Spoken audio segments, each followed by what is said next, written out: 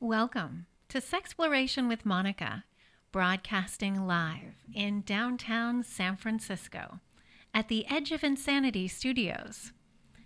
I'm Monika Thomas. My co-host today is Paul Brumbaugh, a comedian with the Edge of Insanity, and we are just breaking in the new studios at Market and 7th Avenue.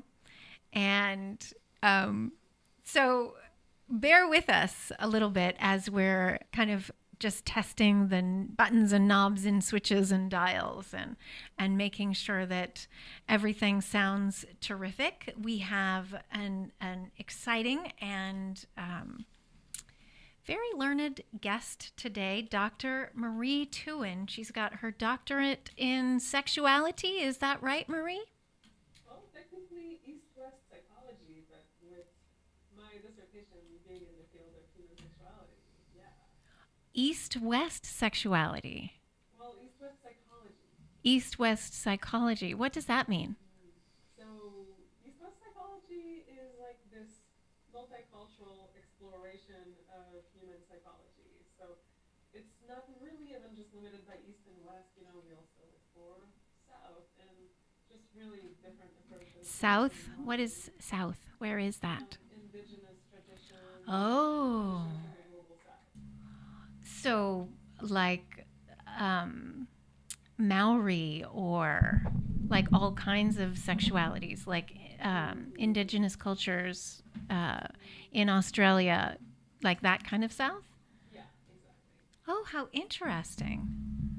So you studied all of that, and then for your doctoral research paper, you focused on the idea of compersion. Now, do you want to tell us a little bit more about what compersion is? I would love to. And thank you so much for having me on your show. Oh, This my is so pleasure. cool. Mm.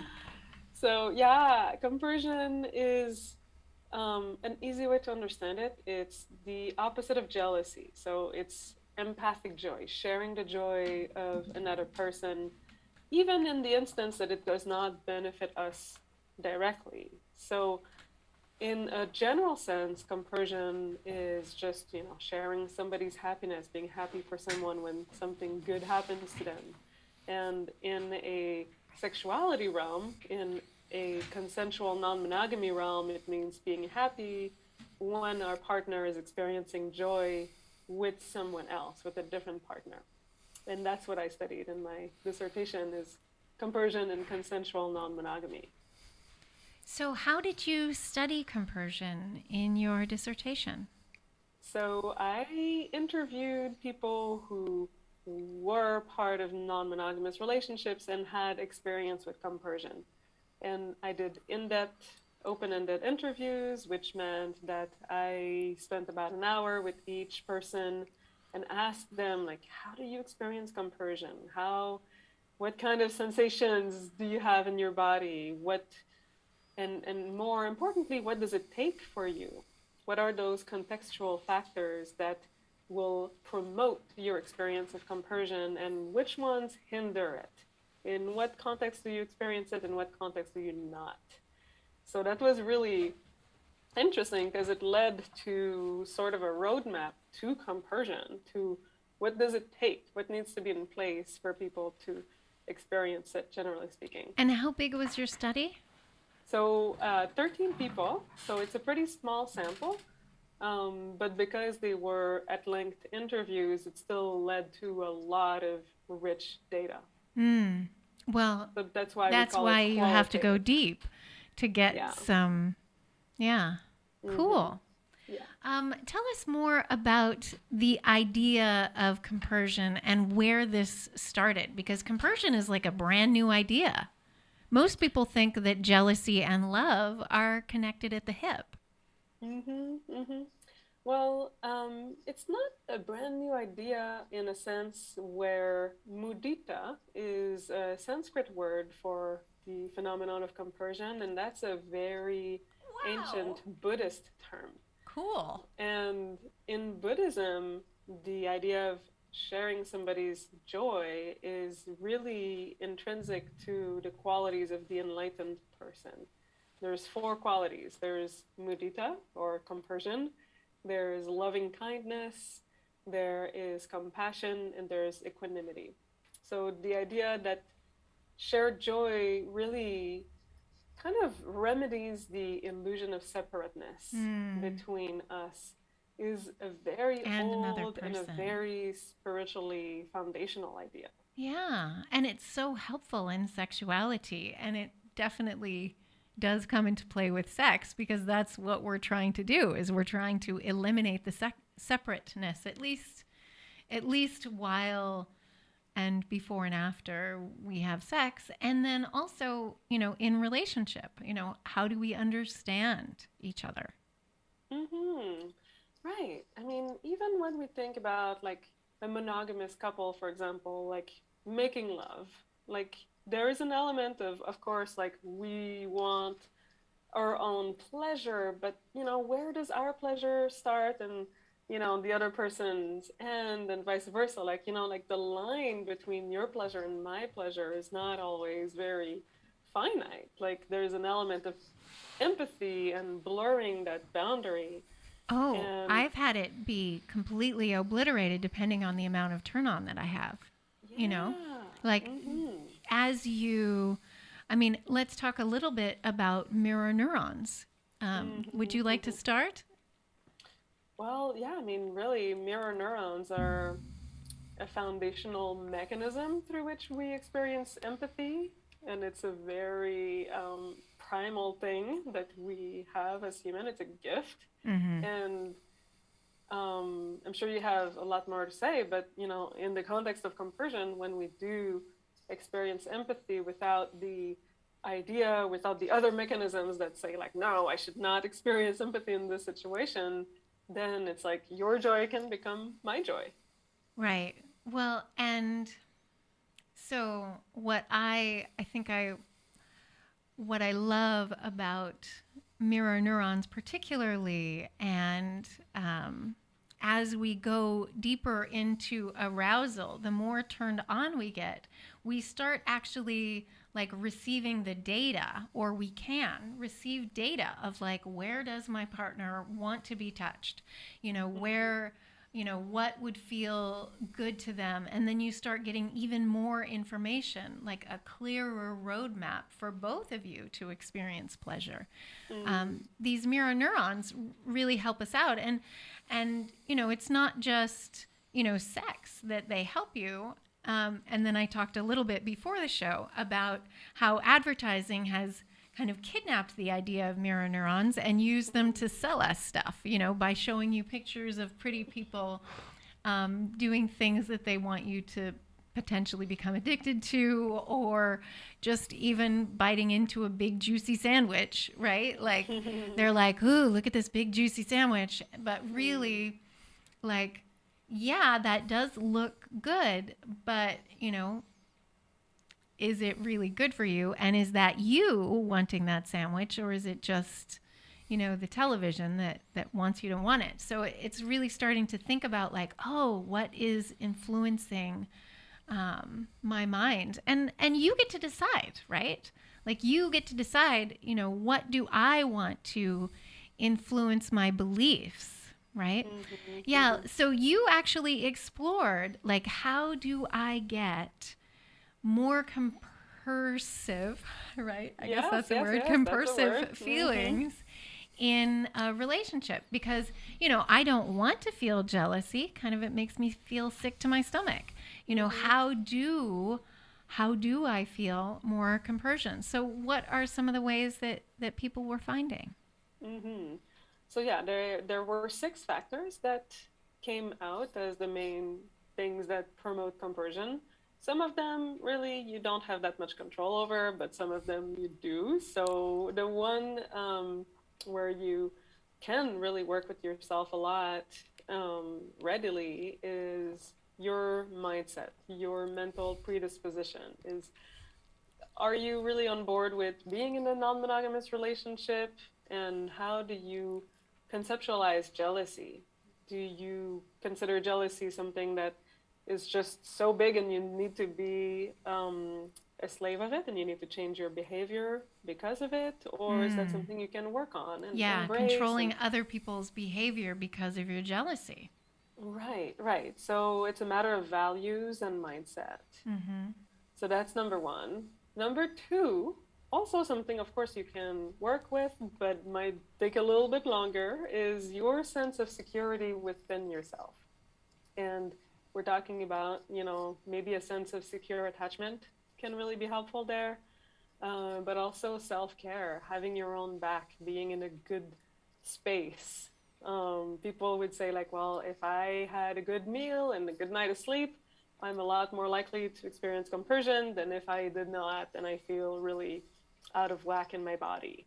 So that sense of self-security really promotes that idea that you can be generous and share somebody else's happiness because your own plate is full.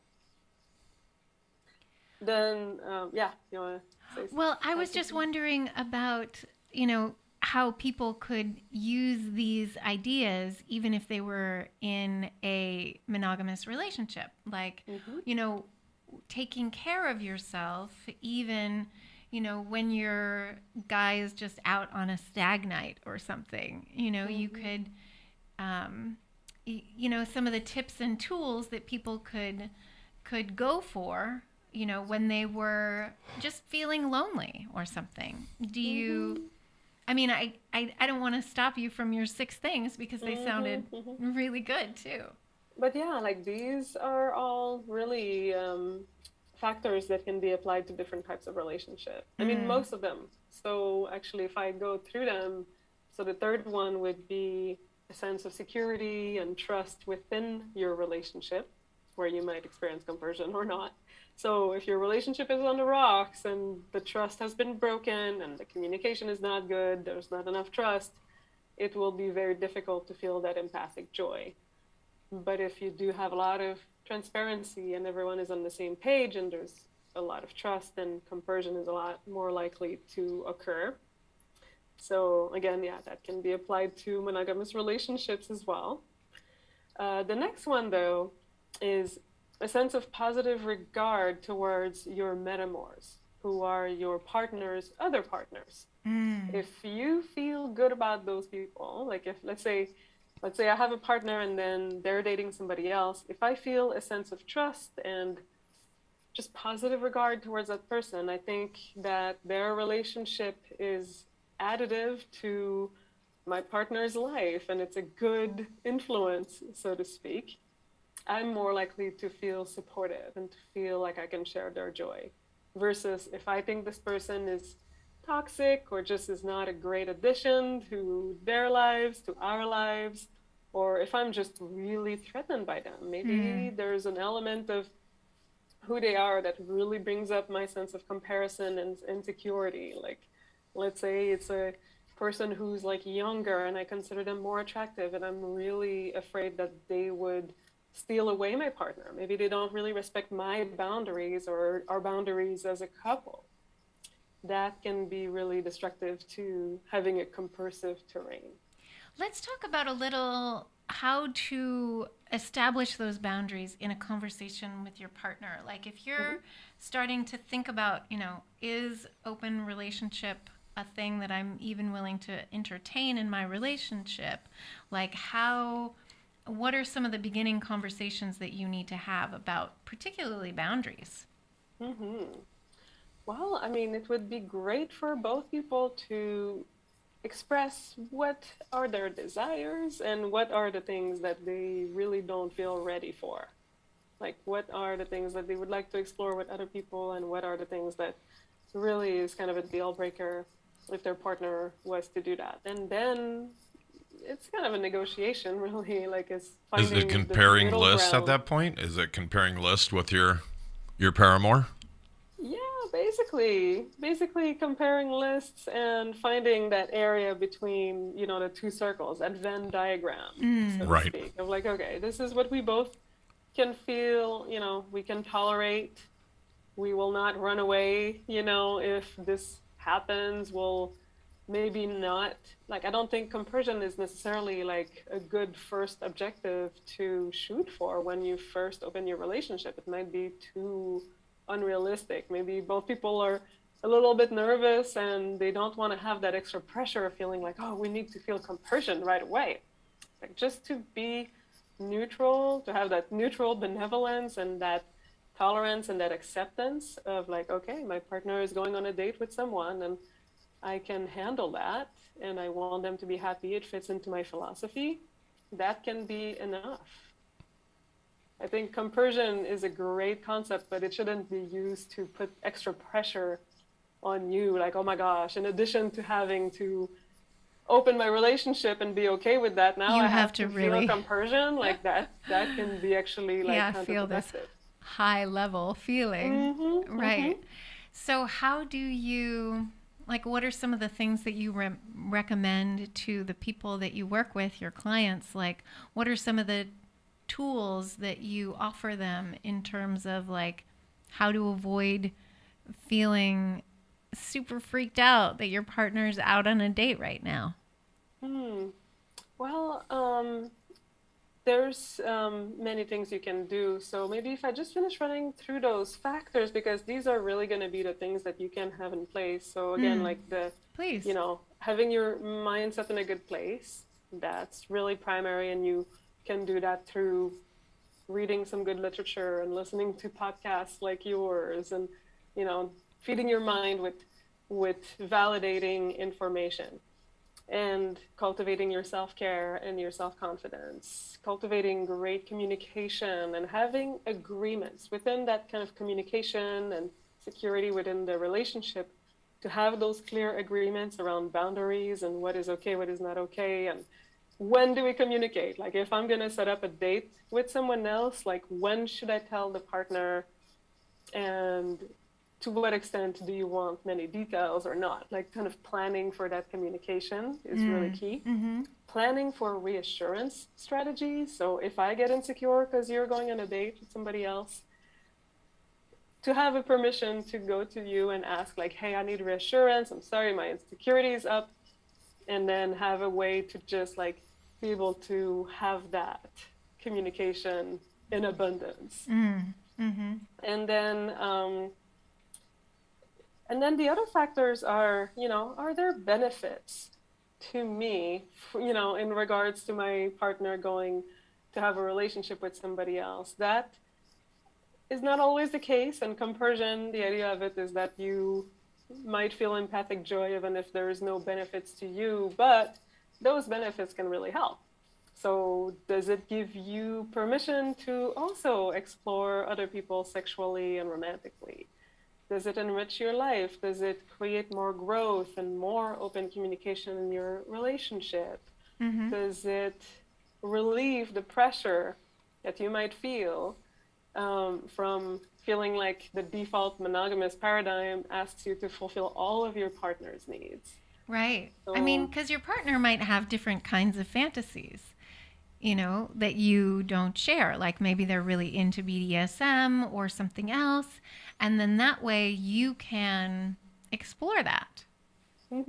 right, right. Like, maybe it's like different sexual fantasies, or maybe it's different kind of activities. Like, some people, they love to go dancing and their partner doesn't. Like, okay, like, you can go dancing with your other partner then. That's great. I Mm-hmm. can go play cards with my buddies or with my other Right. partner. Like, Mm-hmm. to have that sense of we don't have to fulfill all of each other's needs, and we don't have to have the same tastes and needs in activities and sex. Mm-hmm.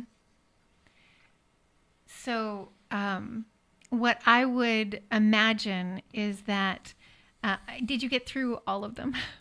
I don't want to And then there's interrupt. a last one, which Okay. is the social factor, which is to have community that is supportive Mm, of your non-monogamous identity. So we live in a very mononormative world, which means that we take monogamy for granted as the default, as the only valid relationship style. mm-hmm. And it's important to create communities within that mononormative world that will actually be not only sex positive, but non-monogamy positive. because otherwise you might have too much opportunity to cultivate this internalized shame. Right. So it really promotes compersion when you can have friends, role models, also media that you consume that is validating of a healthy, non-monogamous lifestyle. Mm-hmm. Yeah, I found that when I was with my partner, he I used to love getting all the details of what he was up to. I'd want to know if she came because I was, happy for him to have this other sexual experience that was positive. And I sort of, I kind of wanted the gory details just because it was kind of hot. You know what I mean? But I can imagine that everyone has a different way of, experiencing their other partner's joy and sex. But for me, it was a turn on. And also, I kind of felt like, you would know that my partner is an excellent lover because like he makes me come really hard and I'm happy that he made you come really hard. You know what I mean? So it was kind of like that yay kind of feeling. You know what I mean? Like we're on the winning team. Yeah, I was going to say a root, home team. Yeah. Yes. Yeah, that too. And then, I kind of wanted all of those, you know, sexy details about like, what did you do? What literally acts did you perform? Like, how was it? How did you experience? How did she experience? So all the gory details were kind of like, titillating and fun to me, rather than, me being like, oh, don't ask, don't tell. For me, a don't ask, don't tell relationship style would be totally missing the fun part of polyamory. You know what I mean? Right. I mean, you can't feel empathy towards something that you don't know about. I mean, you can't have those mirror neurons activated if the person that you're trying to be empathic towards is not revealing anything. Totally. And also, I think there's a way that the don't ask, don't tell can invite a certain amount of unconsciousness. Like you can foster that jealousy underneath somewhere and just not be aware of it. And so not doing a don't ask, don't tell kind of forces you to confront, like, I'm saying that I feel this, but do I really feel this? Well, let's try it and then see how I really feel. Right. And then see all the different, because you're going to experience, these emotions throughout the whole experience of this relationship. Like you're not going to feel the same thing all the time. You're going to go through different phases. Right. So talk about like some of your longer clients. They're in longer relationships and how they cope with compersion and non-monogamy, and what are some of the tools that they choose? Well, every couple and every polycule is going to be different. As you said, like some people really like a lot of details like you do, and the more the better. And some people like something a little bit in between. They might not want all the details, but they want to just be in the loop of what's going on emotionally with their partner, and then they can feel compersion at an optimal level for them. So it's really about maintaining that level of communication around like what are our agreements, what really works for us, and being flexible. For example, there was one really great couple in my research who had come to polyamory through an affair. So they were married for 30 years. There was a need for exploration from the part of the woman who never was with another man sexually, and she didn't think she could do that ethically and transparently, so she had an affair, and then her husband discovered it, and of course there was a sense of betrayal, and it was a very hard hurdle to go over. But Disruptive. she expressed I really want to do this. It's not because I don't love you. I just really want to explore my sexuality under different angles. And after a couple of years of talking and negotiating and starting to actually open with threesomes and with a lot of communication and agreements, they are now both dating independently, and they've really transformed their lives where they have a lot of compersion, they still communicate a lot, and they have great agreements in terms of reassuring each other constantly that, like, yes, we're together, we're not getting apart, we're actually like getting to know each other more deeply through this. So it's been a very evolving situation. There's no like stagnancy about it, and I think that's important to keep evolving individually and together. That was over totally time. my next question. Like, how is polyamory or open relationship, depending on which one you choose, right? So, what is polyamory? Let's just start easy. Well, I mean, polyamory is many loves. So in Latin, poly is many and amory is loves. And it means that you have or are allowed to have many emotional connections in addition to many sexual connections at the same time. And, open relationship is more of a broad umbrella term where maybe you have a primary couple, but they're allowed to have sex with other people, but it's not really as open and emotional as polyamory. Right. And that's the same as, so open relationship is the same as non monogamy, right?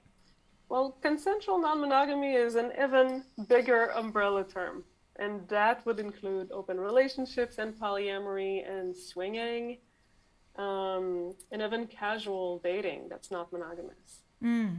Or also solo polyamory. There's people who decide they don't want a primary partner, they just really want to be their own primary partner and have many relationships. Oh, yeah. And also, relationship anarchists fall Yes. underneath that umbrella as well.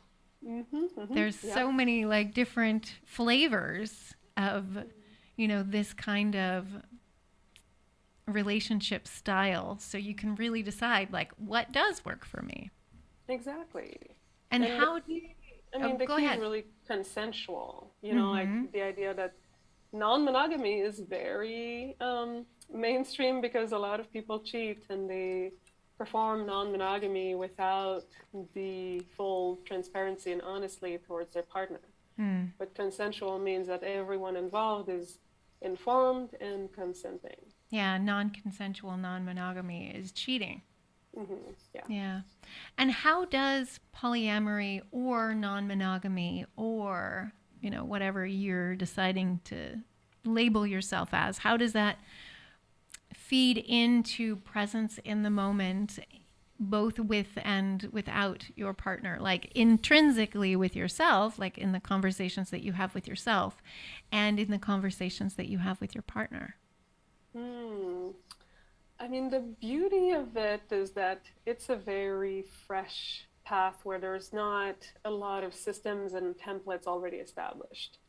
It is really possible to be present and in the moment in any relationship form. I think it's totally possible to do it within a monogamous context. Absolutely. Amen.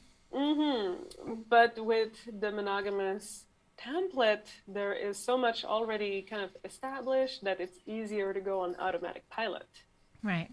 And to just say like, okay, I'm on this relationship escalator, so to speak, which means, like we meet, we kiss, we have sex, we become a couple, we move in together, we inform our friends and family, we have children, like there's this template where we can embark on and we don't have to think too much.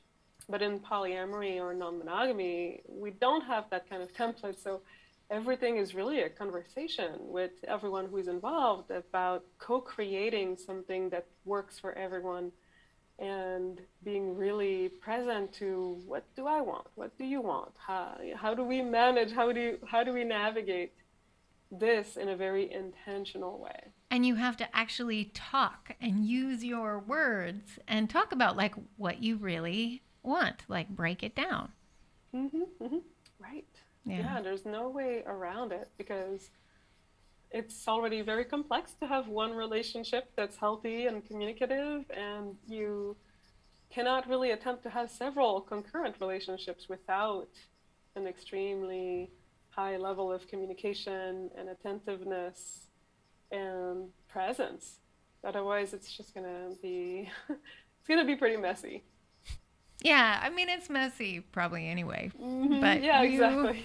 have a bigger chance of less mess if you really like big communication, big. Right. It's a little What bit like about? running a team, right? Like if you're a Mhm. manager and you're running like a big team, it's going to be a lot more demanding at the communication level as, than if you're, I don't know, an employee doing a repetitive job. Right. Or your own, you are your, like if you're self-employed, right? Like you Hmm. only intrinsically talk to yourself. So that's how your pathway works. But if you have to involve other people in the communication, that's when it becomes more complicated. Right. Yeah. And I think in the same way, it's easier for people who live in the Bay Area to have open relationships or polyamory. Whereas, what would it be like for people that are, in other places? Do you want to talk about that a little bit? Like how to develop your polyamory even though you're not in San Francisco? Yes, yes. I mean, that is something that my coaching clients oftentimes talk to me about when they are in different areas of the country or the world, and they don't have that immediate community around them supporting them and their non-monogamousness. I think that the internet has really helped people feel like they can find community even if it's not geographically close. There's a lot of great online meetups and online social media groups that you can go to and easily join and have conversations that are supportive of non-monogamy. For example, I do have a client who is in Georgia, and he doesn't really have an immediate community, but he's taking all of these online courses and feeling like he can find people who are not immediately there. But of course, then it becomes a little harder to find people to date. Mm.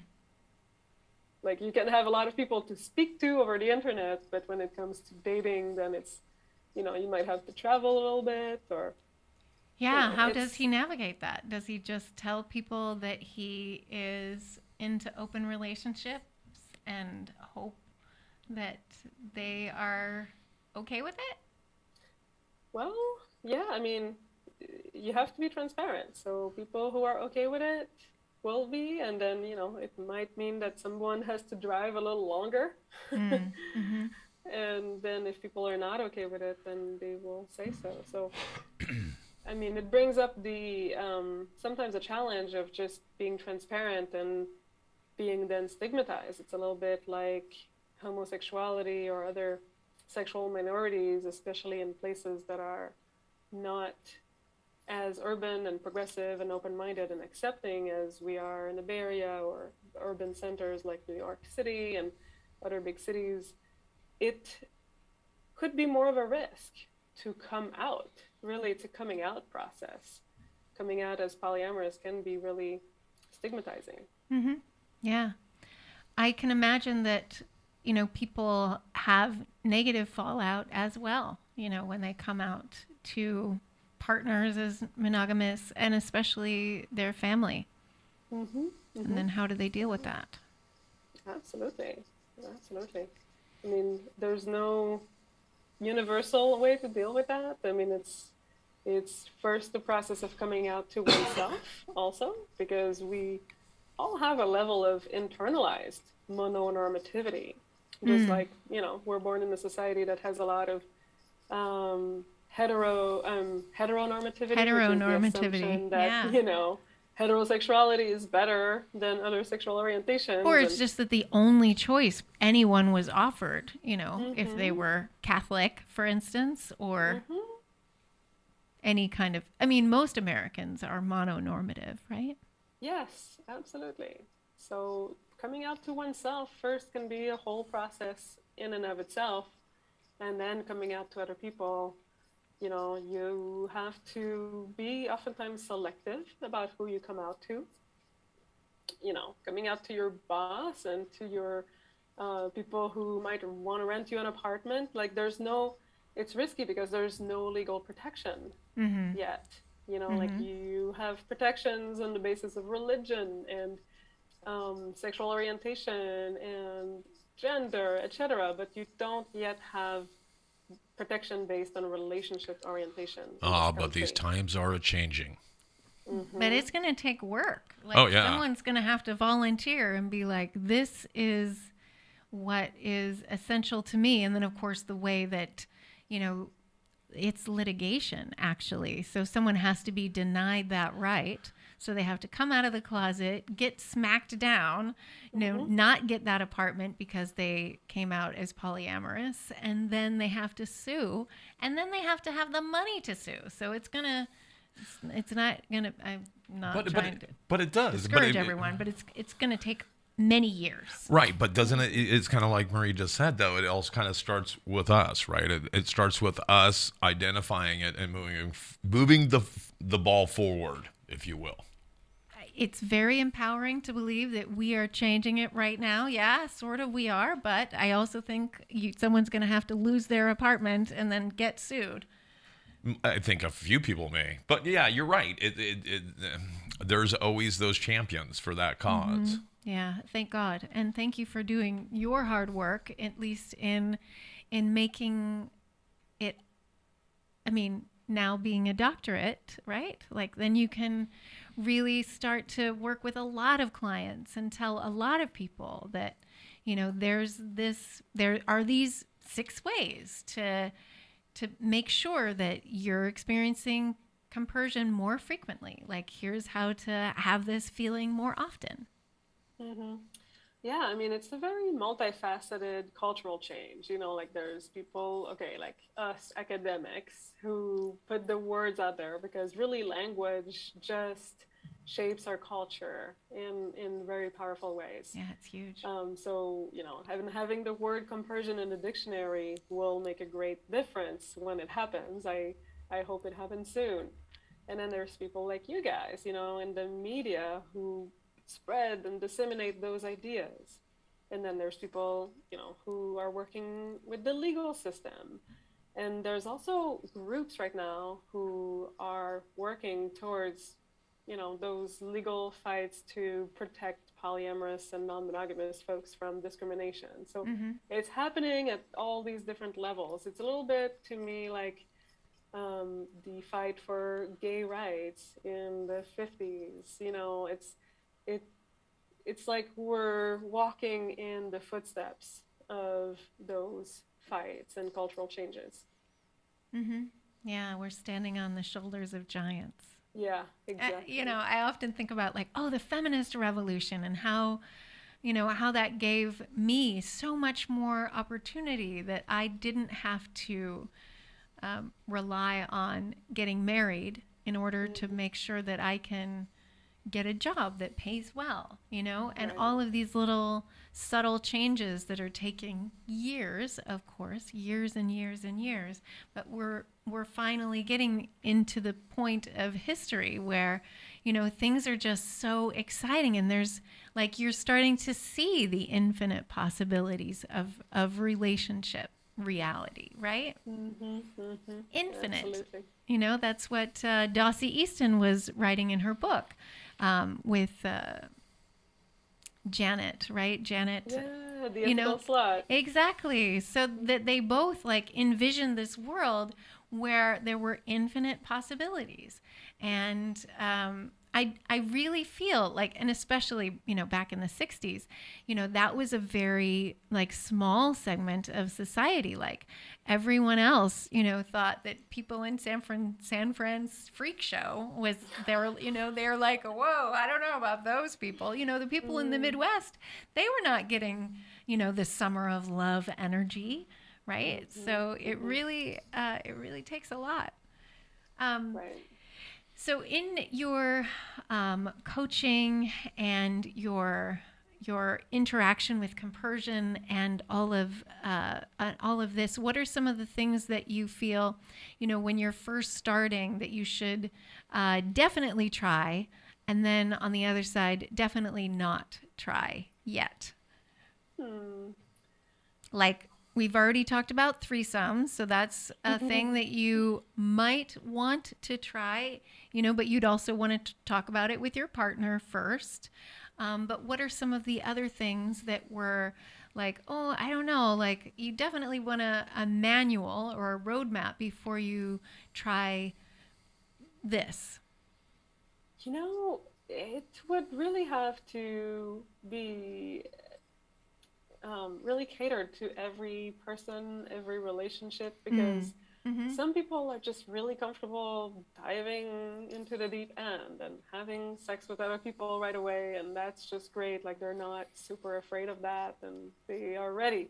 And some people, they want to have conversations for a couple of years before really going on a date with somebody else. And I would say you just have to start talking, becoming really honest with yourself about what you want, and becoming really honest with your partner about what you both want. So there's not a universal map that I can draw, unfortunately. Right. Yeah, and it seems like if you're in a relationship where someone is like super open and then Hmm. someone else is really not that open, like how do you bridge that gap?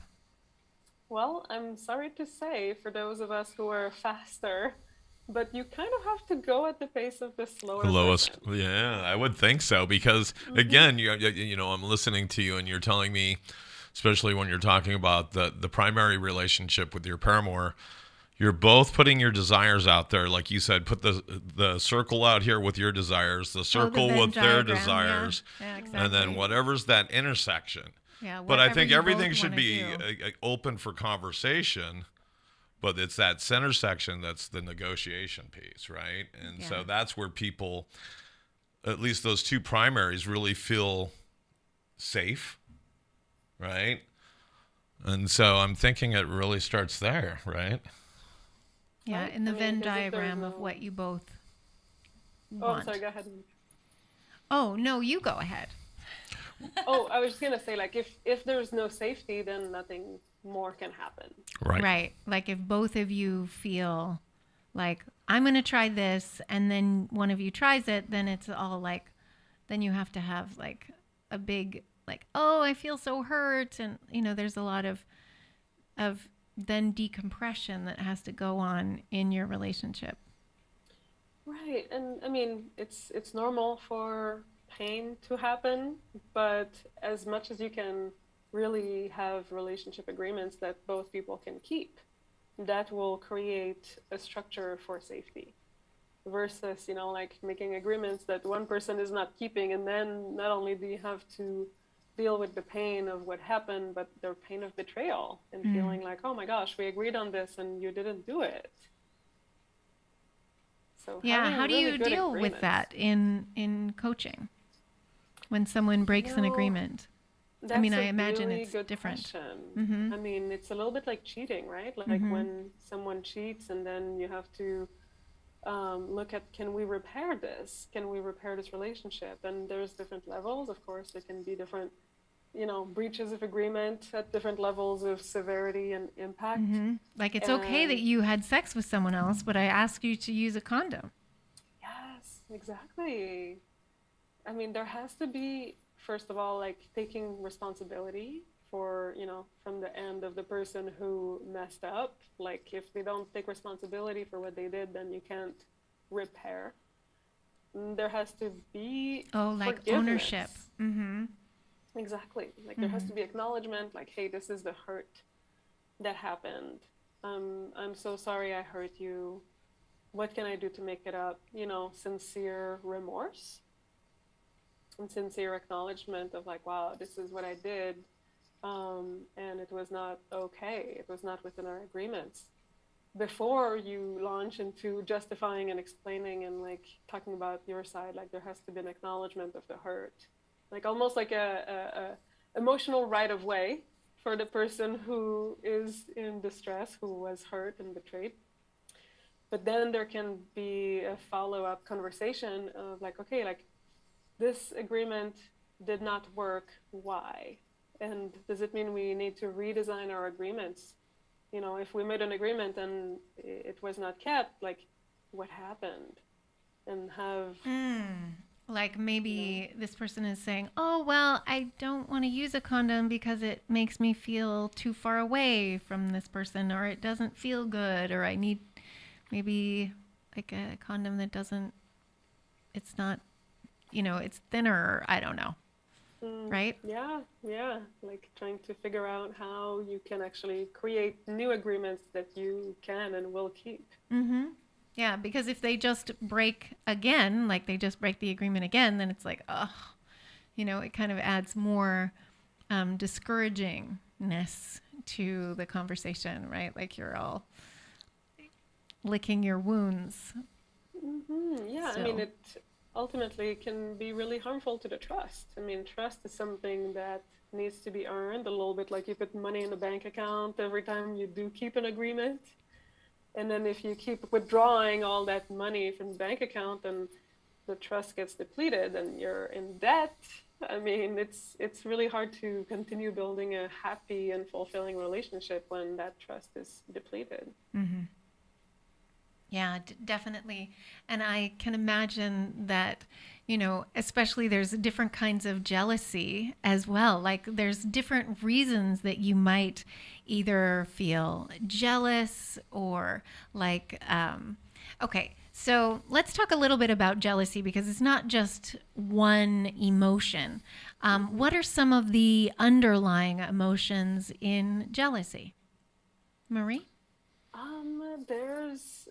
That's a really good point. It's not just one single thing. Right. I mean, jealousy can be insecurity. It can be like, oh my gosh, like this person has bigger boobs than I do and I'm really jealous of them and that makes me feel insecure. Right. It was butterfly lashes for me, just FYI. Oh, it was like, you have butterfly lashes. I do not have butterfly lashes. I cannot believe that you took her to a Tori Amos concert.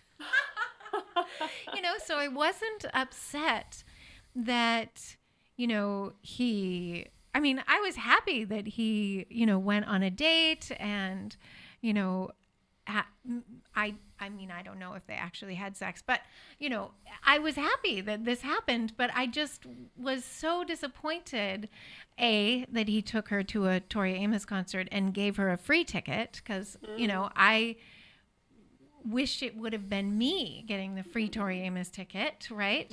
Because I love her. And then, of course, the butterfly lashes just was like adding insult to injury. And you just, I think that's the thing when you're involved in polyamory or open relationship, sometimes your jealousy can really surprise you about what it is. So how do you prevent it if you don't know what's coming? Right.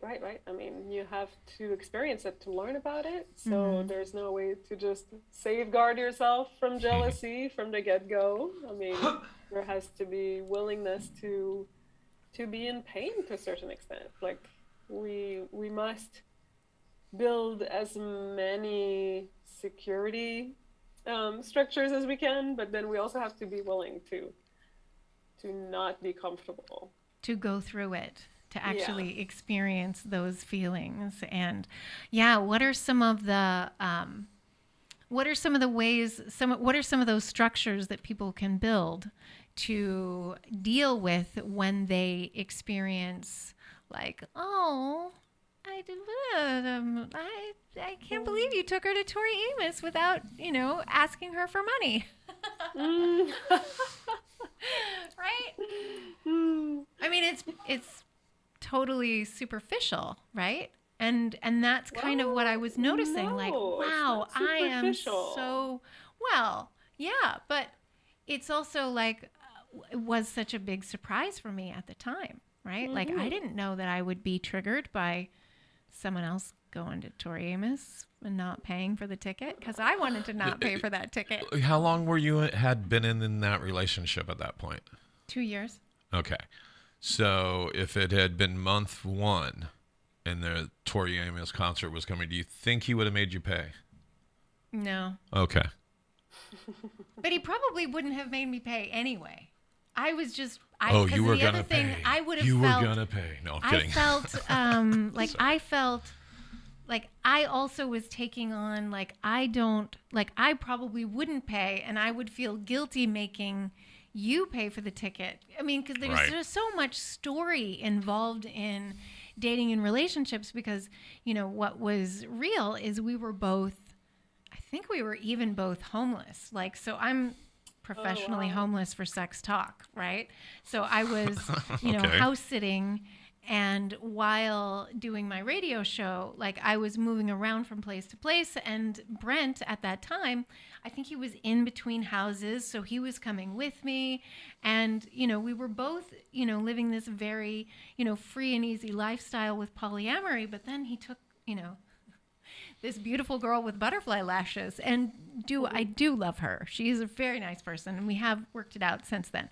But it is something nice for me to illustrate, the sufferings of polyamory, because, like, I was, I thought that I was like a pro at jealousy. I was never feeling jealous. I was like super turned on by him, getting laid by other people. But then this, like, Tori Amos concert happened, and let me tell you how I feel about Tori Amos. I love her. So that would not be compersion. I was like, and the butterfly lashes. It just, it was like insult to injury. I know a good thing. You should go to whatiscompersion.com. Oh, right. Yes. I heard it from a friend, Yeah. and I think this might help you Yeah. with your Tori Amos fixation. My Tori Amos and butterfly lashes fixation. Stop it. Well, and all of the ways that we can, acknowledge our feelings and be like, oh, okay, like, how do I, like, make, what are some of the, okay, here's a good question. What are some of the examples of things that people do to be like, oh, that totally stepped on my feeling there? Like, how do I make a new bridge to make sure that I don't, feel that way again?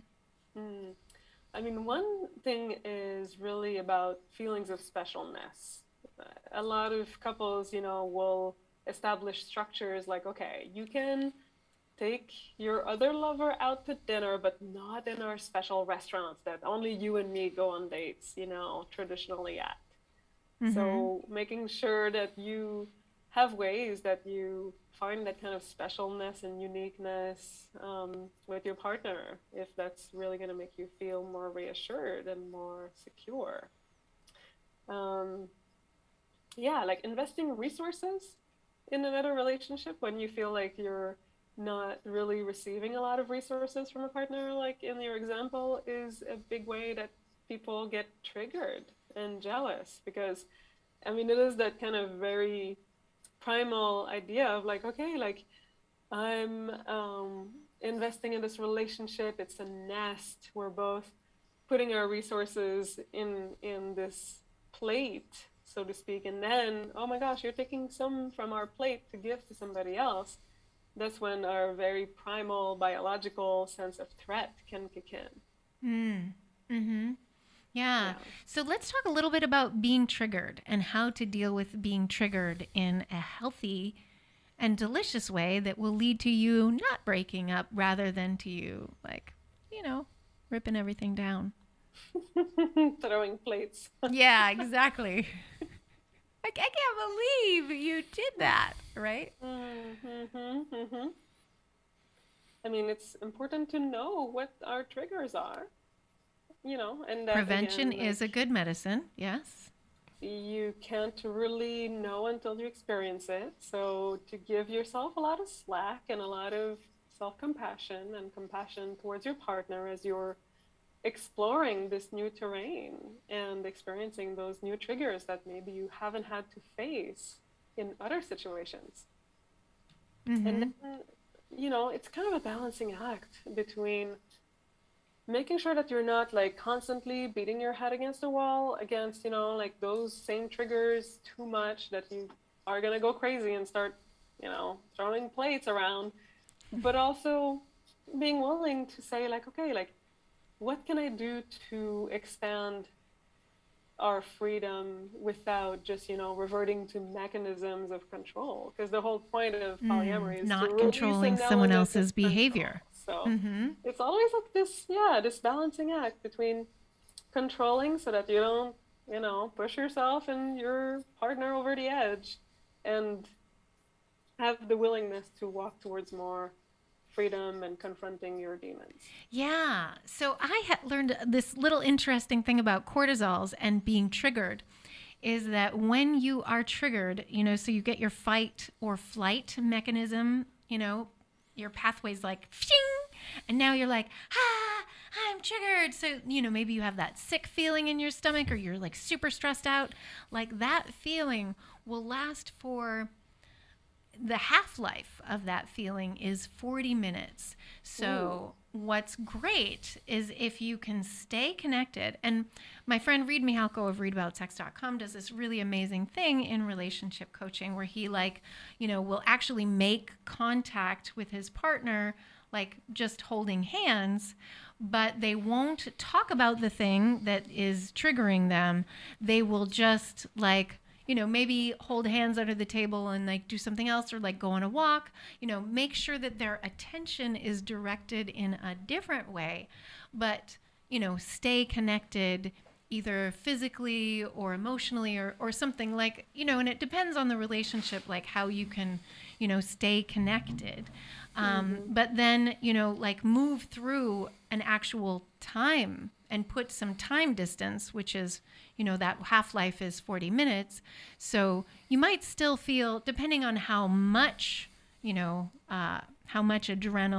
and all this stuff, how much that cortisol you released in your bloodstream, how long it takes you to get back to a place where you can actually be a grown-up when you're discussing it, right? Yes. It's got a half-life. It's like caffeine. So it really is different for every person, right? Like everything that we're talking about, especially with sexuality. I mean, because human sexuality is this beautiful cornucopia of diversity. And then, trying to experience that with, multiple partners. And then as we change throughout our lifetime, I'm sure, people really change their idea about, what I want in relationship as they age. Do you have any stories about people later in their life, how they're managing open relationships or poly? Yes.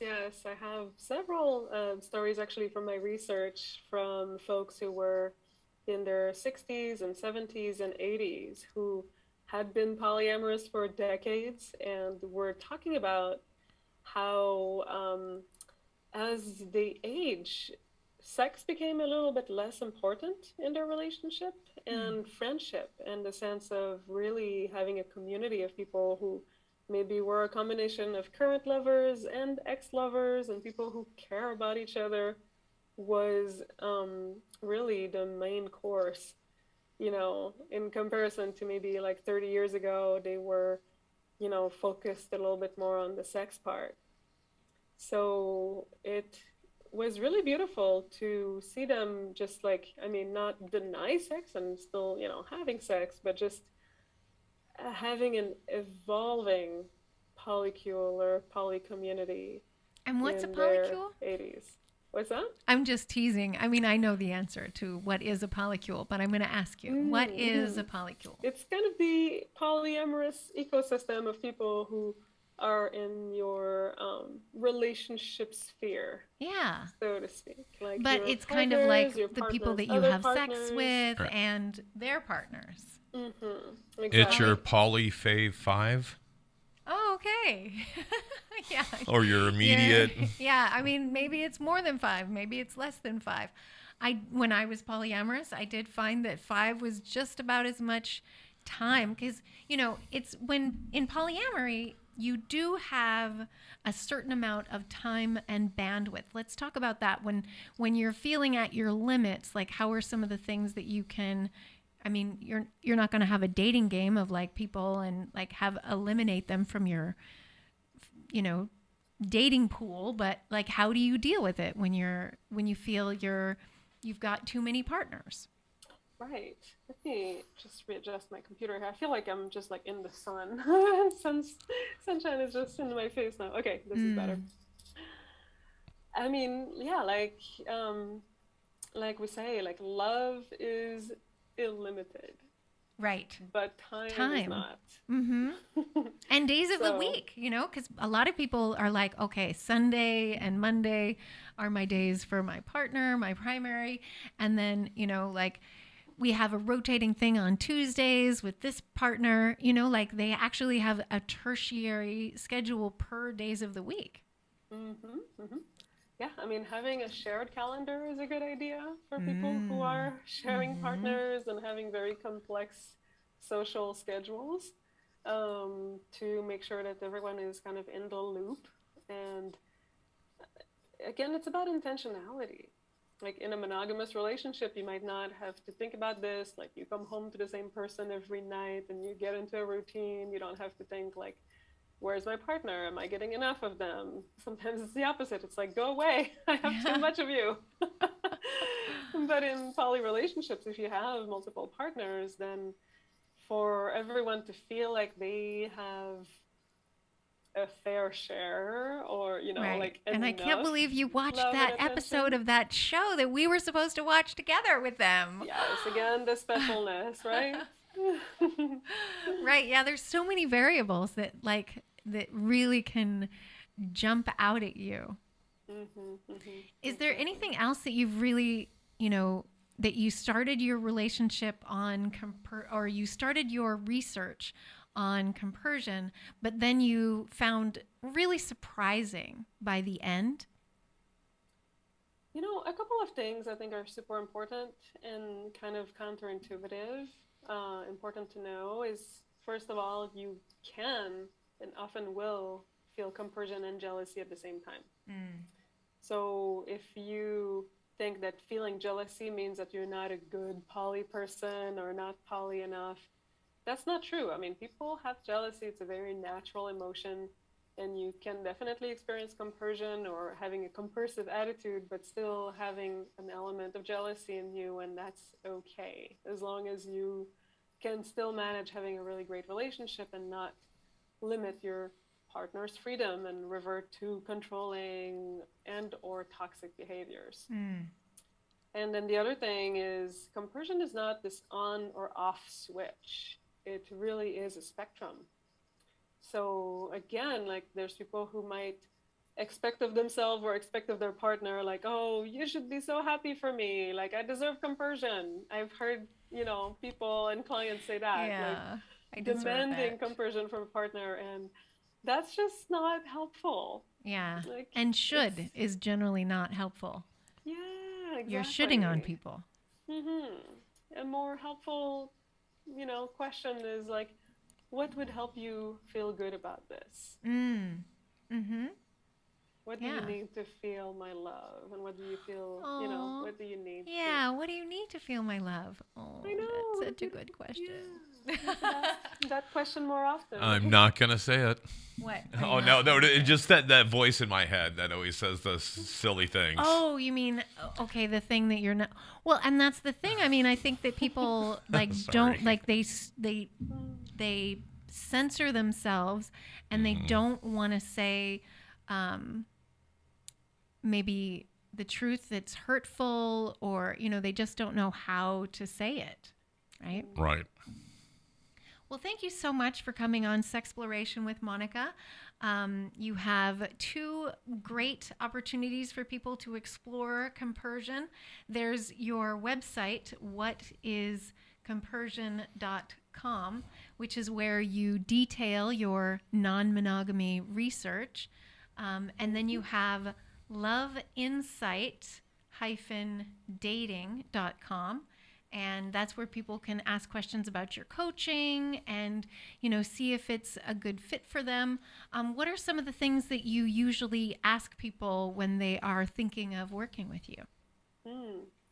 I work with people kind of across different backgrounds and different set of issues. So, whether people are single and dating or in a relationship or in multiple relationships and wanting some help navigating those, it's really all in my wheelhouse. I love working with people in different contexts.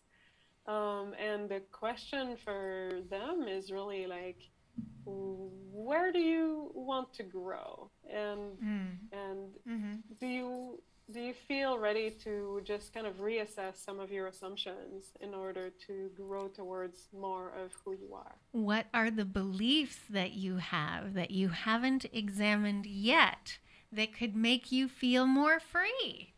Exactly. Oh, More freedom, I love more that. love. More freedom, more love. Yay. Because I think that's what, the soul wants freedom and it wants love. So, like, if you can have both of those at the same time, it just feels so good. Right. It is a beautiful divine paradox. Yeah, exactly. And how do we have, that's the thing with relationships is we want variety, right? And then we also want security. So how do we balance those two desires, right? Oh, yeah.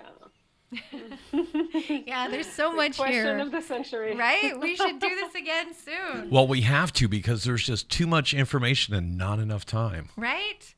Yeah, So. that happens. Thank you so much, Marie Thouin. Give us your website one more time, please. So there's two. There's my research website, which is whatiscompersion.com. And that's where people can actually download your entire dissertation and read it for themselves. Exactly. And then there's my coaching website, which is loveinsight-dating.com. Dr. Marie Thouin, thank you so much for coming on Sexploration with Monika. My token straight guy, Paul Brumbaugh, thank you so much for participating in this episode. Thank you. I'm just in awe of you two ladies. Thank you very much for enlightening this guy. Yeah. Oh, And thanks good to have you, Paul. Yeah. Oh, thank you, Marie. I appreciate you coming once again. Yay. Yay. Good Pleasure. stuff. Thank you both. Our pleasure. Totally. Our pleasure. So you can always find Sexploration with Monika at sexplorationwithmonika.com. And our new studio is, edgestudios.com, right? EdgeStudiosOnline.com. EdgeStudiosOnline.com. And we are at the corner of Market and 7th. And we'll be having events in the future as the pandemic continues to wane. So I'm very excited about all those possibilities as well. Thank you so much for listening live to Sexploration with Monika. I'm your host, sex educator Monika Thomas.